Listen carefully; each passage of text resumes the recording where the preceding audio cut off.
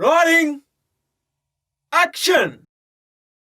Hai semuanya, selamat datang lagi kita back di Farm Talk episode kedua setelah sekian lamanya. Maaf banget nih ya karena kita lama gak upload. Sekali lagi gue perkenalkan, gue Bobby, ditemani dengan teman-teman saya yang di sebelah kiri ada siapa ya? Siapa ya? Gue nggak tahu dikirim lu siapa. Ini gue nunjuk tangannya nih. Oh, Alka, ada Alka. Yeah. Oh, Di bawah gua ada Michelle dan di situ ada Adit. Nah, Oh, gue di pojok. Adit di pojok sana. Oke. Oke.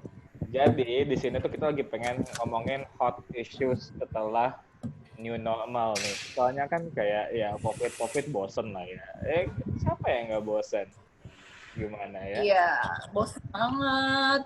Makanya ini ada new normal nih ya. Tapi new normalnya malah bikin COVID-19 melonjak. Nah, gimana nih pendapat Bung Alka, Sis Michelle sama Bung Adit? Gue mau membahas dulu ini aja deh. Gue kira sih, gue rasa ya, new normal tuh terlalu cepat untuk dilakukan di Indonesia karena nggak diadakan, karena tidak adanya pun new normal gitu. Belum terjadinya new normal tuh orang-orang tuh masih jalan-jalan. Iya betul. Dan udah di sini kan banyak objek wisata ya. Waktu sebelum PSBB belum ditutup tuh, waktu Lebaran tuh nggak ada yang liburan. Tapi sekarang pantai, Ciater, ya tempat-tempat wisata di sini lah di Subang ya, penuh parah. Oh iya, demi. Tuh, Nah, kalau di Batam malah, tapi apa sih tempat wisata tetap mati. Tapi emang di Batam tuh unik. Sebelum dan setelah Corona, atau new normal ini, orang tuh masih nggak peduli. Jadi kayak mereka tetap main di taman, tetap biasa aja. Karena COVID-19 di Batam itu hanyalah mitos. Tapi gue selama kemarin ya, gue sempet beberapa kali keluar sih. Meskipun pokoknya gue udah ke Jakus, udah ke Kemang. Gila. Tapi gue nggak pernah dine-in. Soalnya emang nggak bisa dine-in sih. Jadi selalu take away gitu. Terus kerjaan gue cuma muter-muter keliling Jakarta. Dan menurut gue sebenarnya itu seru banget sih. Itu satu-satunya alternatif yang bisa dilakukan, anjir. Dan sebenarnya kayak gue takut juga soalnya mau nongkrong gitu. Apa? Saking suntuknya di rumah, nggak ada kerjaan. Iya, cuman pas waktu itu bulan puasa ya, gue keluar rumah tuh bener-bener orang-orang tuh kayak seolah-olah nggak terjadi apa-apa gitu. Kayak gue kan keluarnya tuh jam 5-an gitu, jam 6. Ada pesawat barusan lewat. Orang-orang lagi beli takjil gitu-gitu ya buat buka puasa tuh, mereka kayak seliweran nggak pakai masker tuh, kayak nggak terjadi apa-apa gitu emang. Jadi gue bingung, kayak cuman sebagian ya 50% dari masyarakat Indonesia yang menganggap COVID ini serius, dan sebagian besarnya lagi ya santai aja, namanya juga hidup, semua orang pasti mati. Gila. Gue mau nanya Adit sebenarnya, cuman gue tahu Adit kerjanya gitu, kalau nggak di kosan di toko. Gue bingung mau nanya apa ke si Adit. Perginya nggak jauh-jauh. Tapi gimana Adit di Bandung, Dit? Di Bandung nggak tahu sih ya, maksudnya kalau misalkan ngelihat dari banyak dibanding sebelum corona, banyaknya tempat-tempat nongkrong kayak gitu kan memang paling tempat yang paling banyak ngumpulin massa itu kan kayak coffee shop kayak gitu-gitu kan. Kalau di Bandung itu emang semuanya tutup, cuman meskipun ditutup tapi orang-orangnya ya pinter sih jatuhnya, ngumpulnya kayak coffee shop. Gimana? Banyak banget yang kayak ngumpulnya tuh di pinggir jalan, di taman-taman kayak gitu, masih banyak banget. Sama di Batam juga kayak gitu. Dan iya, dan apa namanya yang lucunya juga di hari pertama, maksudnya bener kata-kata tadi kan kayak new normal itu kayak terlalu terburu-buru, soalnya di hari pertama pas pertama kali dikasih tahu kalau misalkan emang mau diadain new normal langsung 1.000 kan case positifnya. Iya. Dan sampai sekarang tadi juga di berita positif 1.100 lebih. Berarti kan rata-rata 1.000-an. Kalau misalkan ini terus-terusan per hari 1.000 itu nyampe Agustus bisa 100.000 kita Indonesia kasus positifnya. Tapi ya, Kenapa Cel?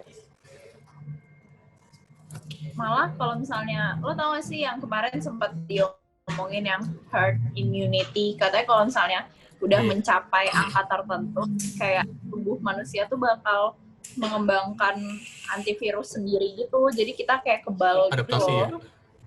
Apa maksudnya kalau gua udah pernah kena COVID dan gue selamat, imunitas gue bertambah, bukannya kayak gitu ya? Enggak, malah setelah lo kena corona, itu enggak. Jadi kayak setelah lo kena corona, imun sistem lo tuh berkurang berapa persen? Tapi jadi katanya saking banyaknya yang kena di satu populasi, misalnya persentasenya berapa persen nih dari satu populasi ini kena udah banyak gitu, itu tuh kayak udah peak paling tinggi, jadi sisanya dari populasi itu mengembangkan antivirus sendiri untuk bertahan hidup.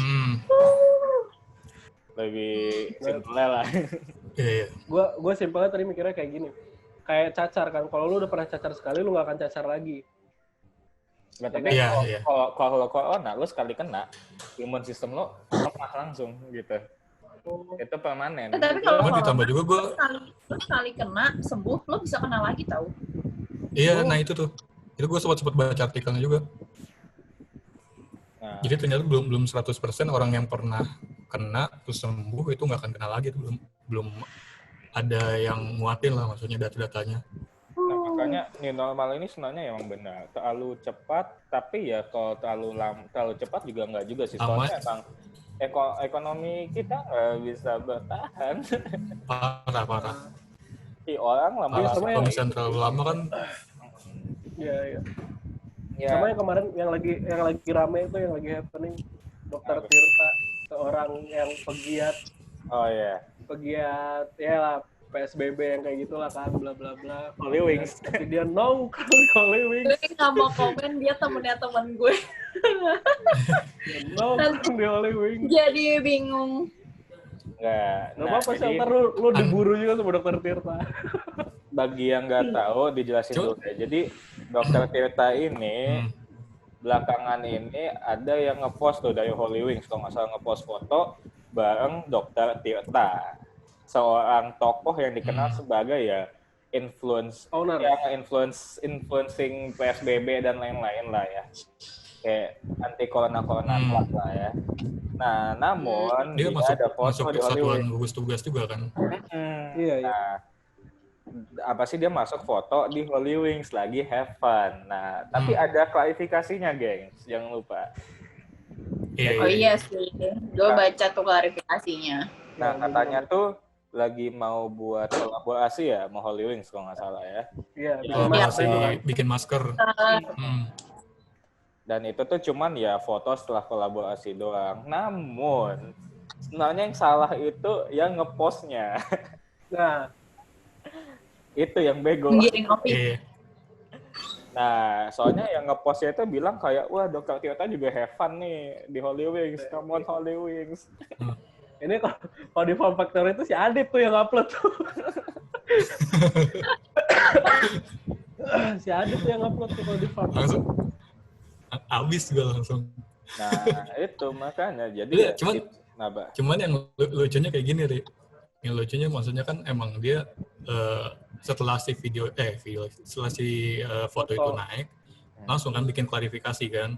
Kalau misalkan itu tuh dia datang ke situ karena emang mau bukan launching sih, maksudnya kayak soal yang apa namanya masker itu, promosi masker itu.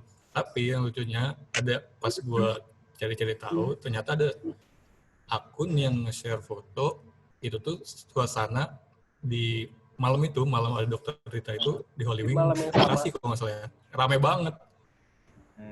di malam dan ada yang sama. live Bunda musiknya Warman. di malam Bunda yang sama. Warman di mana sih? Bunda Warman tuh Bekasi sih. Gue nggak tahu sih Bunda Warman. lokasinya itu di mana. Bunda Warman.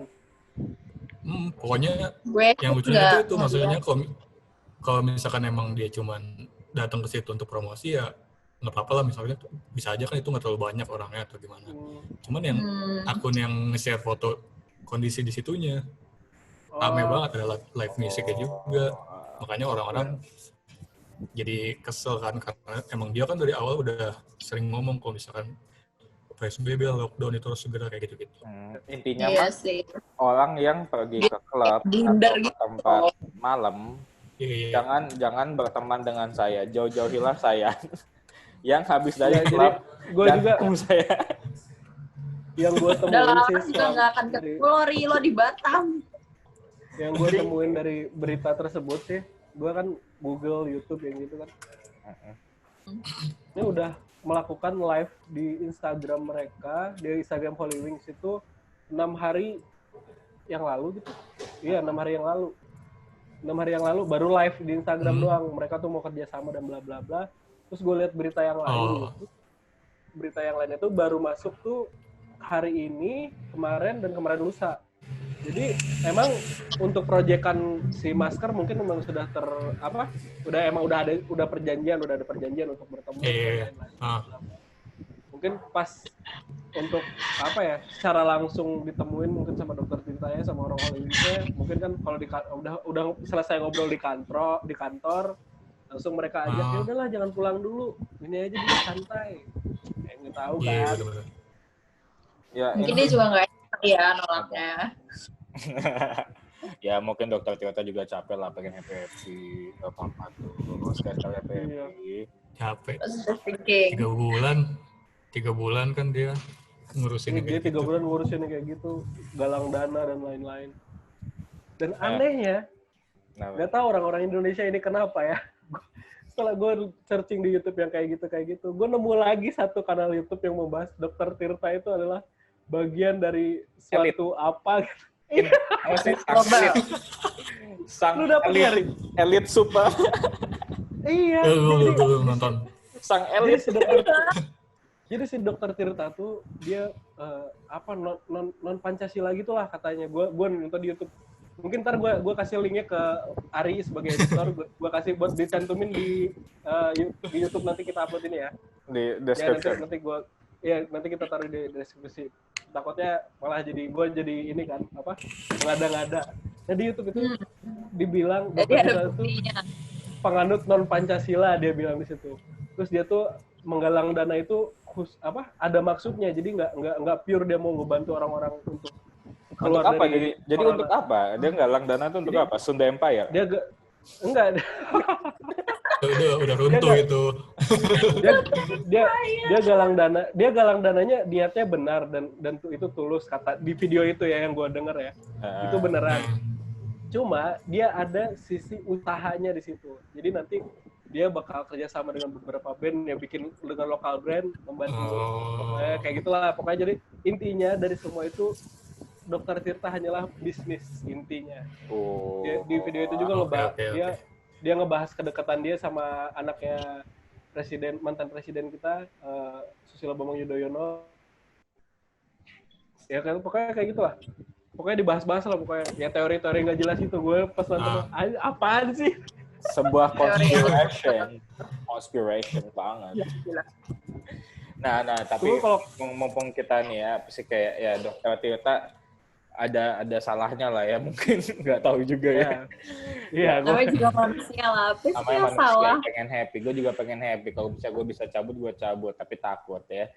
Nah tapi gini loh, ini baru-baru ini ada news dari kita masih ngomongin COVID ya, ada news dari Mendikbud nih tentang akademik dari TK sampai pendidikan tinggi juga.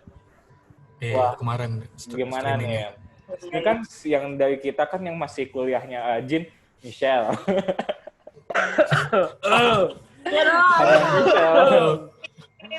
Nah, sebenarnya termasuk gua juga, tapi ya Michelle kan lebih ya masih muda lah, kan saya kan angkatan tua. Sisa-sisa ampas. Mana ada anjir. Gue tinggal wisuda, Ri. Oh, tinggal wisuda ya? Iya. Nah, menurut Michelle gimana nih? Peraturan yang diberi sama Mendikbud tuh ada tanggapan nggak? Ya, sebenarnya sih kalau buat ke sisi pandeminya sih ya bagus sih. Cuman di sisi pendidikannya sendiri, gue tuh jujur aja kuliah online itu menurut gue kurang efektif gitu loh. Kayak susah banget Jir fokus di kuliah online. Bahkan gue kemarin kuliah online di Google Meet, terus mic gue nyala dan gue nge-review Ricebox. Oh, Terus gimana ini tuh? bocor. Gue udah gagal paham banget deh sama kuliah online. Gue kayak bener-bener nggak bisa fokus itu. Jadi gue kayak, gue multitasking aja nih nge-review Ricebox. Ya guys, aku hari ini punya Ricebox. Ini enak banget loh. Enak banget sampai pengen meninggal gitu-gitu ya. Oh, Review template, selebgram. nggak ada obatnya lagi. Nggak ada obatnya lagi. Paling Jujur. like God, gua jujur. Wow. Dan mic gue nyala, terus kata dosen gue, Ricebox sekarang lagi laku ya gitu anjir. Itu sebenarnya malu banget sih. Cuman kayaknya itu bukan gue doang yang ngerasain gitu loh. Kalau kuliah online tuh sebenarnya kurang efektif gitu, dan lo kayak ya 6 bulan lo cuman bacain PPT doang tuh kayak nggak masuk aja gitu loh. Jadi gue juga salah mau kuliah. Nah, bahas perkuliahan ya, bahas pendidikan nih. Gue punya teman di UIN di Bandung, Universitas Indonesia. UIN itu apa sih? Universitas Islam Nasional. Nasional. Ya pokoknya yang di Uber. Kayak itu tuh. Nah, pokoknya yang gitu lah ya. Suran Kalijaga itu loh. Nah, itu lah pokoknya di situ. Mereka tuh sedang demo untuk, jadi dia bayar SPP, bukan SPP apa ya kata mereka tuh. Pokoknya ada tetap yang harus dibayar. Tapi kuliah online. Jadi kuliahnya itu tidak belajar langsung di kampus lah. Jadi mereka itu, dan tidak ada uang kompensasi kuota internet. Sementara di kampus ada beberapa kampus yang menyediakan untuk itu. Jadi beberapa mahasiswa jadi demo lah kayak gitu lah di kampus tersebut. Nah, kalau misalkan itu berarti berarti kejadiannya sebelum Mendikbud kemarin kan pengumumannya. Soalnya kalau misalkan yang kemarin gue tonton pas mereka live itu untuk sekarang di peraturan yang baru, berarti peraturan sementara kan darurat. Itu ada dana BOS kan. Dana BOS itu semuanya dialokasi, enggak semuanya sih, maksudnya berapa persen itu dialokasiin ke itu paket kuota, data kayak gitu untuk guru, dosen, siswa kayak gitu. Karena tapi itu kejadiannya buat sebelum negeri doang atau swasta juga? Mendikbud ngeluarin suara kayaknya semuanya. Oh, swasta juga. Swasta cuman juga. Kayaknya kalau misalkan swasta itu bakal tergantung ke pemimpinnya juga sih, pimpinannya. Ya, emang.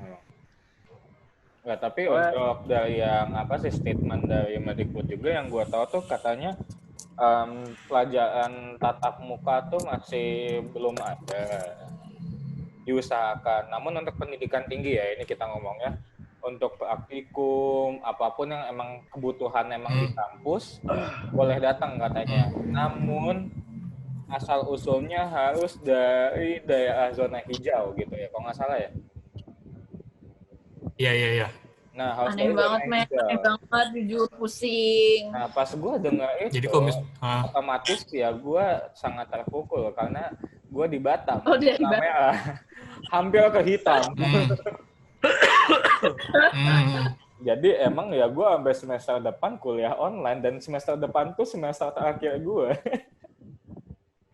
Gue juga kalau misalkan terakhir gue. Kalau misalkan dari yang gue lihat sih kemarin, kalau misalkan dia jadi kan ini jadwal akademiknya tuh kalau misalkan pokoknya menengah kayak SMA, SMP, MA kayak gitu-gitu, itu udah dimulai bulan Juli ini kan? Iya, mulai Juli 2020. Bulan Juli. Dimulai apa? Dimulai sekolah biasa. Tapi dibatasi itu cuma boleh sekolah-sekolah yang ada di zona hijau. Iya. Itu pun yang datangnya cuma boleh berapa persen doang. Nggak nyampe setengahnya, maksimal tuh 15 sampai 18 orang yang datang ke kelas. Ya, satu kelas. Nah, di bulan pertama itu menengah, di bulan kedua itu nggak ada, di bulan ketiga baru mulai si SD, bulan kelima baru PAUD. Jadi kayak jangka waktunya tuh lama, jadi kayak mereka juga ngelihat step-stepnya kalau misalkan emang di SMA ini ada penambahan, itu bakal diundur lagi. Karena kan emang sama mereka ngelihatnya juga yang bisa dikontrol itu kan pasti yang dari SMA dulu kan, maksudnya diajak PSBB kayak gitu, cuci tangan. PAUD kan paling susah. Sedangkan untuk universitas tinggi itu dia dimulai di September. Agustus. September ya bener ya? September ya bener-bener. Agustus PAUD yang November. Yang semuanya. September tuh khusus yang apa sih, pendidikan tinggi religius gitu atau apa? Kalau nggak salah ya. Iya. Cuman yang gue salut, jadi dia tuh ada Mendikbud tuh nyaranin bukan nyaranin, maksudnya perintahnya tuh nyuruh ada 4 list yang harus di checklist sama ya sekolah dan universitas. Yang pertama itu kan berarti harus ada persetujuan dari bukan persetujuan, apakah si zona mereka itu hijau atau enggak. Kalau misalkan checklist, dia keduanya itu kalau misalkan keduanya itu, kalau misalkan checklist yang keduanya itu harus ada persetujuan dari si lembaga di itunya, daerahnya. Kalau checklist juga yang ketiganya itu apakah si universitas sama sekolahnya itu siap buat nyediain kayak protokol kesehatan, kayak tempat cuci tangan, masker dibagiin gratis di sekolahnya kayak gitu. Kalau itu checklist juga. Nah, yang keempat nih yang keren, orang tua mengizinkan nggak buat muridnya datang ke sekolah atau ke kampus. Kalau nggak boleh, mereka bisa dari rumah. Wah, gila.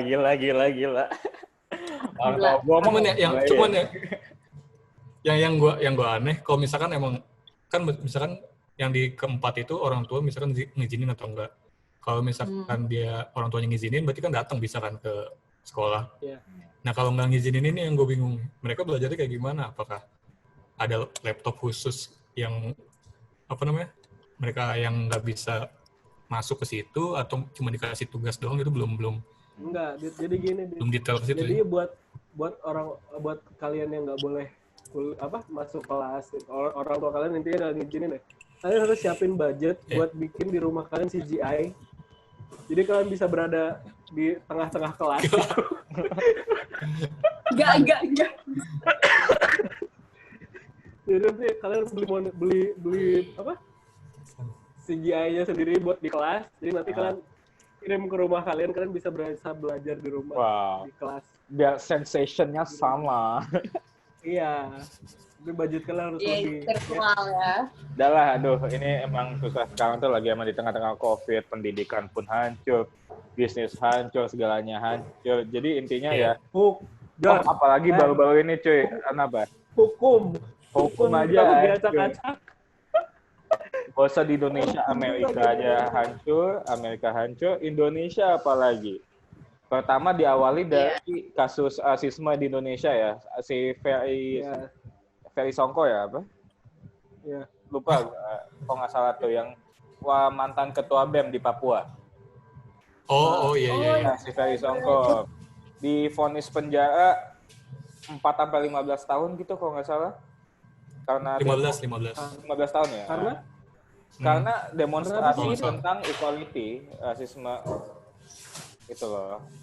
Nah, kedua yang paling hot news adalah Novel Baswedan. Ya. Wah, itu hot topic.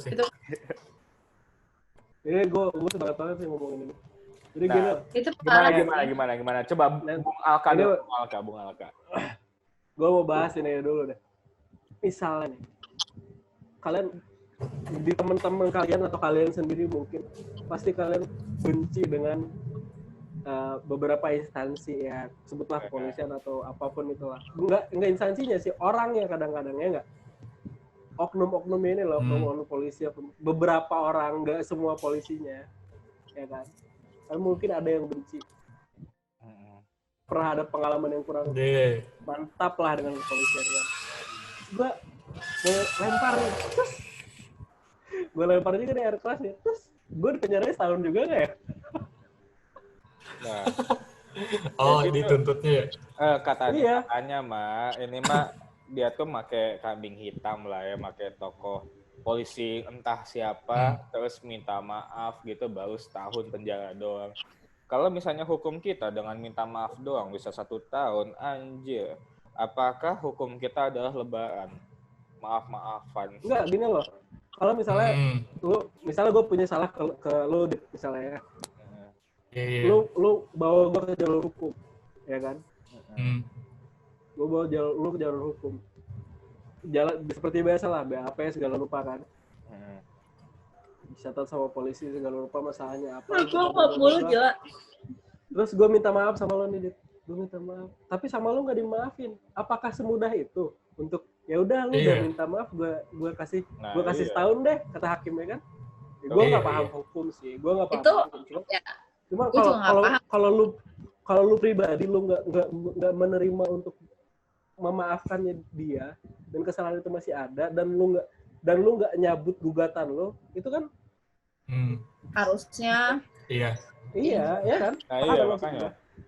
Cuman sebenarnya yang nggak make sense mana caranya lo nggak sengaja nyiram air keras ke muka orang, nggak sengaja mah curhat baper. Nggak sengaja air keras ke muka orang. Di mana-mana nggak sengaja kan gitu kan dia kan sengaja di video. Kalau ke kaki mungkin masih bisa gue terima sih ya, kayak kesiram gitu kan ke bawah. Itu pakai aimbot. Iya.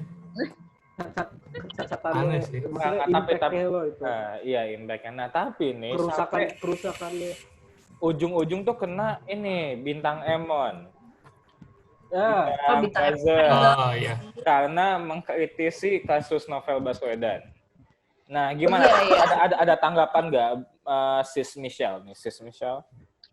Iya, gue udah lihat videonya dan dia tuh diserang abis-abisan sama buzzer Twitter. Dan buzzer Twitternya itu mostly akun-akun bodong gitu loh, kayak fake account yang Twitter kan wilayah lu, Cel. Nah, gimana tuh?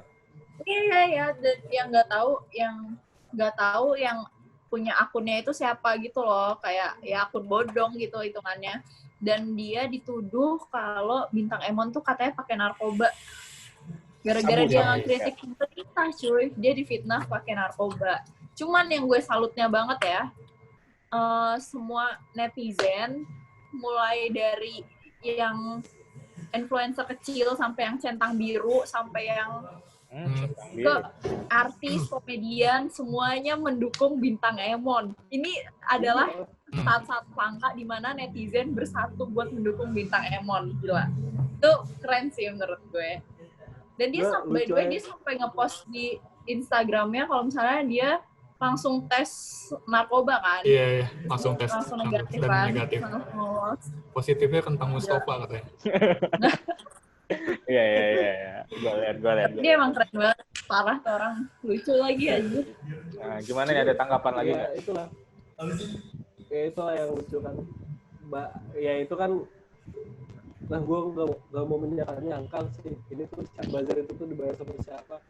Tapi gue kira ya kalian juga tahu lah itu siapa. Bayar buzzer itu. Daripada kita kayak nyenggol siapa gitu kan, ya udah mendingan kita akhiri dulu aja episode ini di sini. Di Bintang Emon diselamatkan oleh netizen. Iya. Oke, sekali lagi gue mau terima kasih atas kehadiran kalian. Jadi Alka, Michelle, dan Adit. Dan kita akhiri dulu sesi hari ini di... Bentar. Satu kata lagi. Satu kata lagi. Apa? Itu buzzernya dibayar pakai produk apa bayar pakai duit ya? Nggak usah dipikirin lah, udah ngapain sih dipikirin. Pakai produk. Nah, udah. Ya, bye-bye guys. Kita sampai di sini. Bye-bye.